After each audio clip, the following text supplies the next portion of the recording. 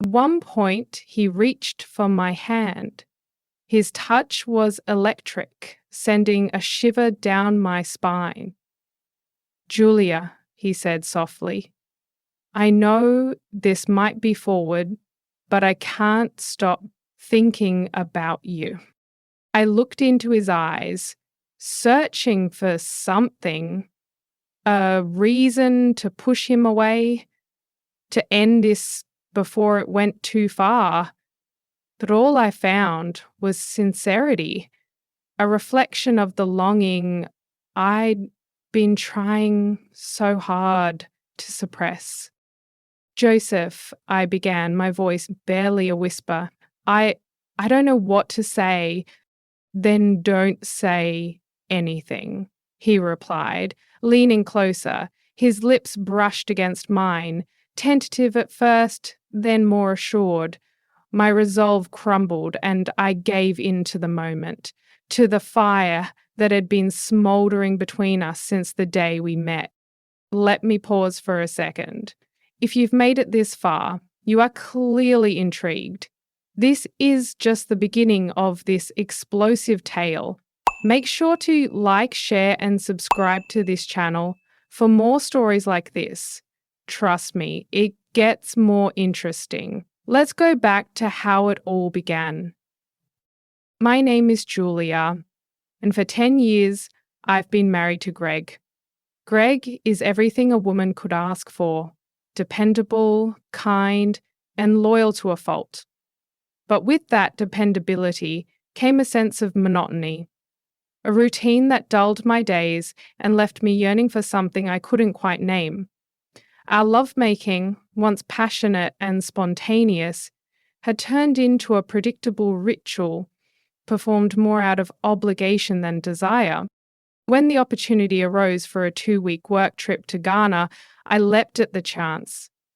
It wasn't just the prospect of advancing my career that excited me, it was the idea of stepping into the unknown, of rediscovering a version of myself that I thought had been lost in the mundane grind of suburban life. From the moment I stepped off the plane in Accra, I was enchanted. The air was warm and fragrant with spices, the streets bustled with life and colour. It was as if I'd entered a world where everything pulsed with energy. My senses were alive in a way they hadn't been in years. And so I decided to set off back on tour in a different way. And of course, came back to Atlanta with a lot of challenges. It was during my second day at the conference that I met him, Joseph. The name rolled off his tongue like honey, his voice deep and resonant. He was one of the local organisers, a man in his late 20s with an effortless charisma that commanded attention. His ebony skin glowed under the African sun, and his dark eyes seemed to see straight through me. "Julia, right?" he said, extending a hand. His grip was firm, his touch lingering, just long enough to make my pulse quicken. "Welcome to Ghana. I hope you're enjoying our country." "Very much," I replied, trying to keep my voice steady. "It's beautiful here." "Not as beautiful as you," he said, his smile revealing perfect white teeth. I laughed nervously, brushing off the compliment as mere politeness, but the flutter in my chest told me it was something more. So that's what I really like about the next few days passed in a whirlwind of meetings and presentations. Yet, no matter how busy I was, my thoughts kept drifting back to Joseph. He had a way of appearing when I least expected it, offering a warm smile or a quick joke that made me feel special in a way I hadn't felt in years. One evening, the conference organisers arranged a dinner for all attendees. It was held at an open-air restaurant overlooking the ocean. The setting sun painted the sky in hues of orange and pink, the waves crashing rhythmically against the shore. Joseph sat beside me, his presence magnetic. As the night wore on, our conversation turned from work to more personal topics. He spoke of his dreams and the rich traditions of his culture. I found myself opening up to him in a way I hadn't with anyone in years. I told him about my marriage, about the emptiness I felt but couldn't articulate. "You deserve to feel alive, Julia," he said, his voice soft but resolute. His hand brushed against mine, and I didn't pull away. That night, I lay in bed, staring at the ceiling fan as it whirred softly above me. My mind was a storm of conflicting emotions. Guilt clawed at me for even entertaining the thoughts that had taken root in my mind. But alongside the guilt was an undeniable hunger, a longing to step outside the confines of my carefully constructed life. The days after the dinner felt like a blur. Every moment seemed charged with an energy I hadn't felt in years. I told myself that I was being silly, that Joseph's kindness was nothing more than cultural warmth. But even as I tried to convince myself, I couldn't ignore the way my heart raced every time I saw him. The conference sessions became background noise, a string of monotonous speeches and presentations that I barely registered. My focus, despite my best efforts, always drifted to him, Joseph. He had an unshakable confidence, a natural ease that made everyone around him feel seen and valued. It was intoxicating. On the fourth day, Joseph invited me and a few others to visit a nearby market during a break. The market was a kaleidoscope of colours and sounds, vendors calling out their wares, the scent of spices and roasted meat filling the air. He walked beside me, pointing out local crafts and explaining their significance. I was captivated, not just by the beauty of the market, but by the way he spoke, his voice smooth and inviting. You have a good eye," he said, as I admired a woven basket. "This one is special. It's made by a group of women in the north. Each pattern tells a story." "It's beautiful," I replied, running my fingers over the intricate design. "I think I'll take it." He smiled, his eyes lingering on mine. A beautiful choice for a beautiful woman. I felt my cheeks flush, and I looked away, pretending to inspect another stall. But the warmth of his gaze stayed with me, a quiet reminder of the connection we shared. That evening, the conference ended early, leaving me with an unexpected stretch of free time. I returned to my hotel room intending to relax and catch up on some work. But as I sat at the desk, staring at my laptop, I felt restless. The thought of spending the evening alone felt unbearable. A knock at the door interrupted my thoughts. I opened it to find Joseph standing there, his smile as warm as ever. "I hope I'm not intruding," he said. "I thought you might like some company." I hesitated, my heart pounding. Sure, come in." He stepped inside, his presence filling the room. We sat on the small couch near the window, the city lights twinkling in the distance. He brought a bottle of wine, which we shared as we talked. Our conversation flowed effortlessly, each word deepening the intimacy between us. At one point, he reached for my hand. His touch was electric, sending a shiver down my spine. "Julia," he said softly, "I know this might be forward, but I can't stop thinking about you." I looked into his eyes, searching for something, a reason to push him away, to end this before it went too far. But all I found was sincerity, a reflection of the longing I'd been trying so hard to suppress. "Joseph," I began, my voice barely a whisper, I don't know what to say. Then don't say anything, he replied, leaning closer. His lips brushed against mine, tentative at first, then more assured. My resolve crumbled, and I gave in to the moment, to the fire that had been smouldering between us since the day we met. The hours that followed were a whirlwind of passion and discovery. For the first time in years, I felt truly alive, unburdened by the weight of expectations and routines. Joseph awakened something in me that I had thought was lost forever. And yet, he hadn't been to that idiot. But as the night wore on and the first light of dawn crept through the window, reality began to settle in.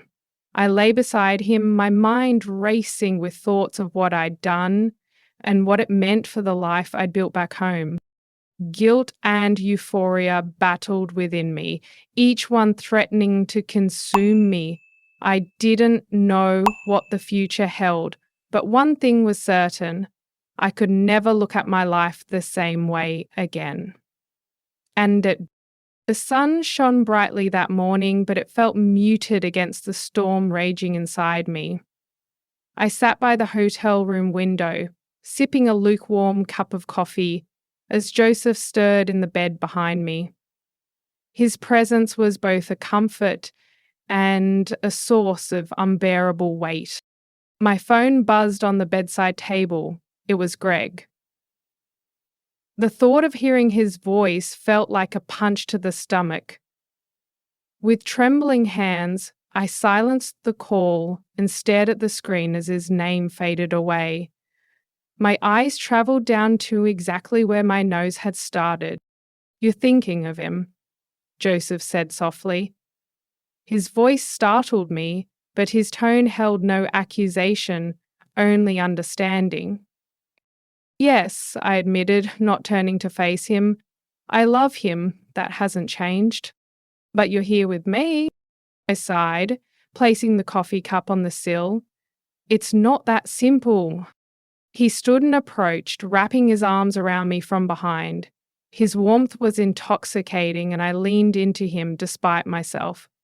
"Life rarely is," he murmured, his lips brushing my ear. As the hours passed, the world outside felt increasingly distant. Joseph and I shared stories, laughter, and moments of quiet connection. It wasn't just lust that had brought us together, it was something deeper, a shared vulnerability, a recognition of the voids in our lives. But the bubble couldn't last. The reality of my marriage loomed larger with each passing moment. The guilt gnawed at me even as I craved more of the freedom and passion Joseph had awakened in me. That evening, as we walked along the beach, the setting sun casting golden hues on the water, Joseph stopped abruptly. "What happens next, Julia?" he asked, his voice steady but tinged with sadness. "I don't know," I admitted, tears welling in my eyes. "I've crossed a line I never thought I would. I don't know how to go back." "Maybe you don't need to," he said, taking my hands in his. "Sometimes life pushes us in directions we don't expect. Maybe this is one of those times." And by the end, you look over the side and think, what would that look like if I just decided to go for it? I shook my head, my heart aching. "You don't understand. My life back home, it's built on trust, on promises I've made. I can't just walk away from that." Joseph nodded, his expression unreadable. "Then you need to decide what's worth more, keeping those promises or being true to yourself." His words hung in the air as we continued walking, the sound of the waves crashing against the shore, the only thing filling the silence. Later that night, back in my hotel room, I found myself staring at my wedding ring. It felt heavier than it ever had before, a symbol of a life I wasn't sure I wanted anymore. For me, Priceless Diamonds by Rue have been the best bug. This is a life for me. I'm sorry, DU. Like every couple to begin with, I was having trouble reconciling my well-being.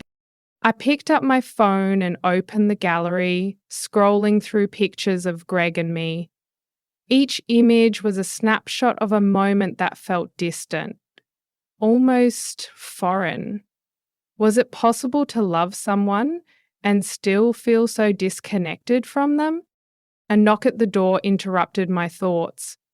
I opened it to find Joseph standing there, his eyes filled with an intensity that made my breath catch. Joseph, he cut me off with a gentle touch to my cheek. Don't say anything.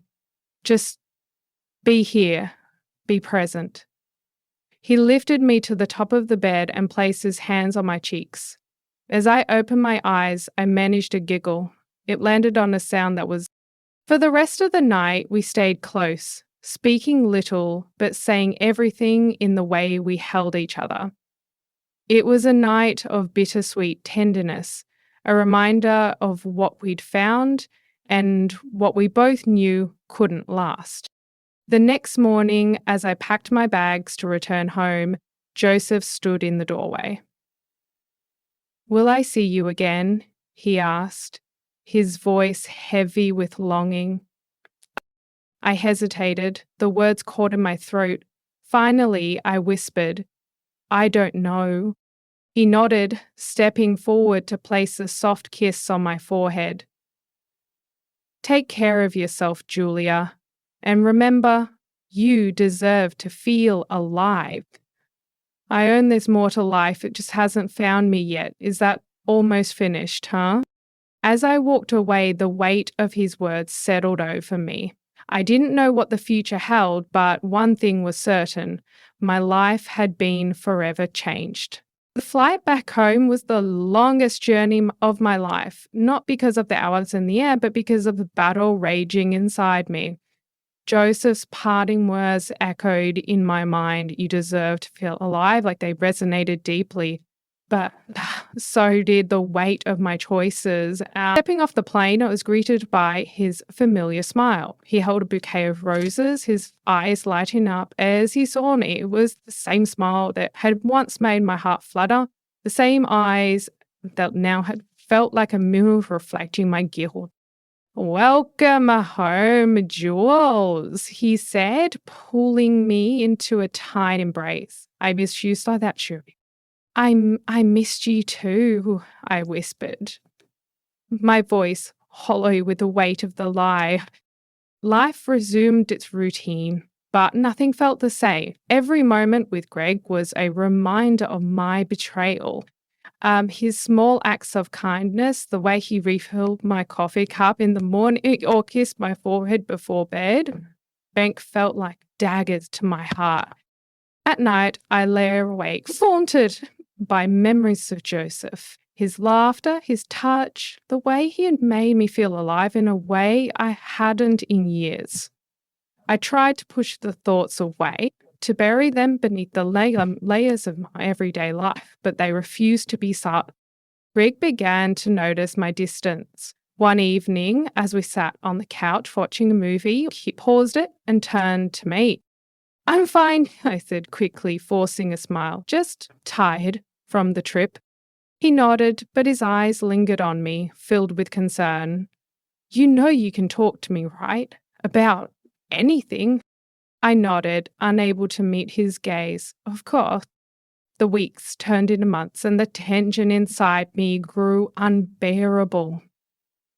I couldn't escape the duality of my emotions. The love I still felt for Greg and the undeniable connection I shared with Joseph. It was as if I were living two lives, neither of which felt entirely real.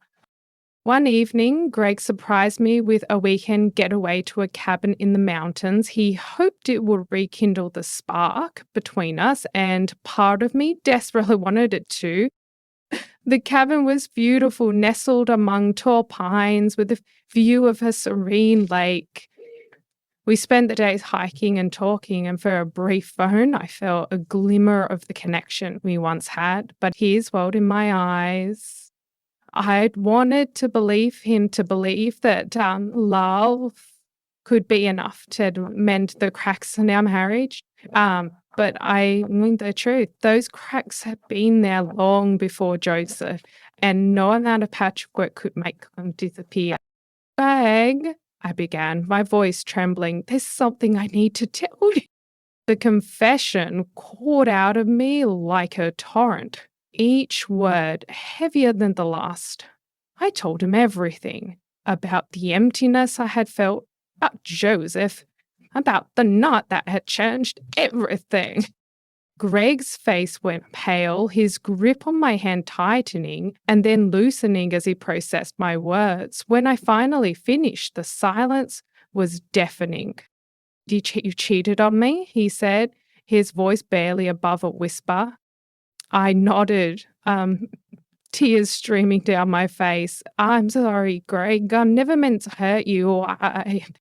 He stood abruptly, walking to the window and staring out into the darkness. Why, Julia? Wasn't high enough for you? It wasn't at all, I said, my voice breaking. It was about me, about something missing inside me. I did not know how to tell you. He turned to face me, his eyes filled with a mix of pain and anger. You should have told me. We could have worked on it. Instead, you chose to destroy everything we built together. I had no response, no defense. He was right. The drive home the next day was silent, the air between us thick with tension. When we reached the house, Greg packed a bag and left, saying he needed time to think. The days that followed were some of the loneliest of my life. I stayed in our empty home, replaying every moment of the past year in my mind. I didn't reach out to Joseph. Whatever we had shared belonged to another time, another place. Greg eventually returned, but things were never the same. We went to therapy, tried to rebuild what had been broken, but the cracks remained. Trust, once shattered, is nearly impossible to repair. As I sit here now, sharing my story, I don't know what the future holds. Greg and I are still together, but the shadow of my actions lingers over us. I don't regret the time I spent with Joseph, but have awakened a part of me that I had forgotten. So I do regret the pain I caused, the promises I broke.